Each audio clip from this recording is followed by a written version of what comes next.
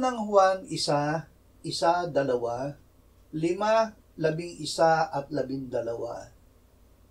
Yaong buhat sa pasimula na aming narinig, nakita ng aming mga mata, aming napagmasdan at nahipo ng aming mga kamay, tungkol sa salita ng buhay. At ang buhay na ito ay nahayag, aming nakita, aming pinatototohanan, at sa inyo'y aming ibinabalita ang buhay na walang hanggan, na kasama ng Ama at sa amin ay ipinahayag. At ito ang patotoo, na tayo'y binigyan ng Diyos ng buhay na walang hanggan, at ang buhay na ito ay nasa Kanyang anak. Ang kinaroroonan ng anak ay kinaroroonan ng buhay.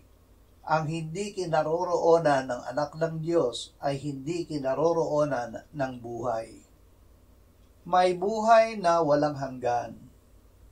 Tayo na sumasampalataya ay may buhay na walang hanggan dahil ang Panginoong Hesukristo na may angkin ng buhay na ito ay nananahan sa atin.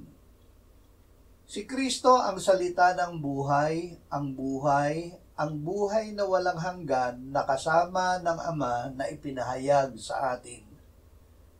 Ninais ng Diyos na ipaalam sa atin kung gaano kalaki ang kayamanan ng kaluwalhatian ng hiwagang ito sa ating gitna. Si Kristo ay nasa atin at siya ang ating pag-asa sa kaluwalhatian.